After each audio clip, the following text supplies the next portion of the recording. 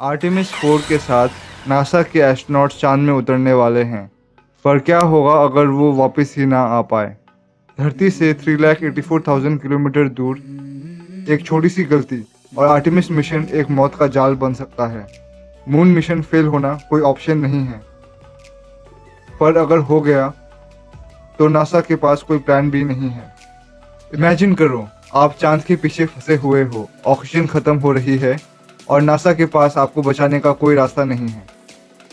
सोचो, आप Orion capsule के अंदर हो, खिड़की से चांद बिल्कुल साफ दिख रही है, सब कुछ परफेक्ट लग रहा है।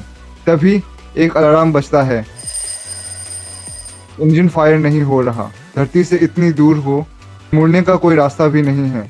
आर्टेमिस मिशन फेल हो चुका है। अब क्या? आर्टेमिस 3 कोई नॉर्मल मिशन नहीं है। हम 50 साल बाद चांद पर वापस जा रहे हैं। इस बार खतरा डबल है। आज हम देखेंगे वो 3 भयंकर सिनेरियोज जो अगर सच हो गए तो एस्ट्रोनॉट्स का बचना नामुमकिन होगा। Segment 1, the point of no return. Engine failure. Engine failure space में एक सेंटेंस है, यू आर स्टक। अगर ओरायन का सर्विस मॉड्यूल डीप स्पेस में फेल हो जाए तो एस्ट्रोनॉट्स वहीं फंस जाएंगे। क्या आपको पता है, अगर आर्टेमिस मिशन में अगर इंजन फेलियर हुआ तो एस्ट्रोनॉट्स के पास सिर्फ कुछ दिनों का ऑक्सीजन होता है। रेस्क्यू मिशन भेजना नामुमकिन है क्योंकि दूसरा रॉकेट तैयार होने में नासा को महीनों लग जाएंगे। ये बिल्कुल वैसा ही है जैसे आप बीच समुद्र में एक नाव पर हो, चप्पू खो गए हैं और सबसे नजदीकी किनारा हजारों किलोमीटर दूर है।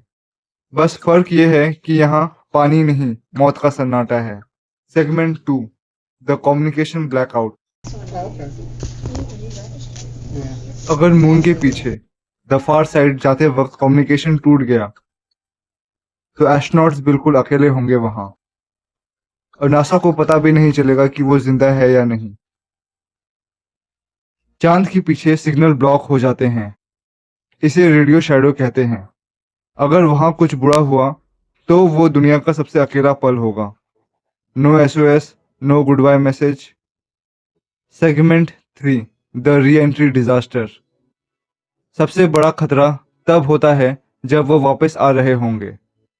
Orion capsule 40,000 kilometre per hour में एटमॉस्फेयर में एंटर करता है। टेम्परेचर 200 डिग्री सेल्सियस, सूरज की सतह से आधा गर्म है। अगर हीट शील्ड में एक छोटा सा क्रैक भी होगा तो क्या होगा? अब वही जो कोलंबिया डिजास्टर में हुआ था, कैप्सूल सेकंड्स के अंदर राख बन जाएगा। ये वो मोमेंट है जहां ऑलमोस्ट होम और गॉन फॉरएवर के बीच सिर्फ 1 इंच की कोटिंग का फर्क होता है। और नासा ने हर फेलियर के लिए एक अबॉर्ट प्लान किए हैं, पर रियलिटी ये है कि डीप स्पेस में कोई बैकअप नहीं होता। अगर आर्टेमिस मिशन मिड मिशन में फेल होता है, वो एस्ट्रोनॉट शायद वापस कभी नहीं आएंगे। वो चांद की ऑर्बिट में हमेशा के लिए घोस्ट से बनकर घूमते रहेंगे। ये लोग सिर्फ साइंटिस्ट नहीं हैं, ये किसी के पिता, किसी की बेटी है। इनकी हिम्मत ही है जो हमें स्टार्स तक ले जाती है, पर इसकी कीमत बहुत बड़ी हो सकती है।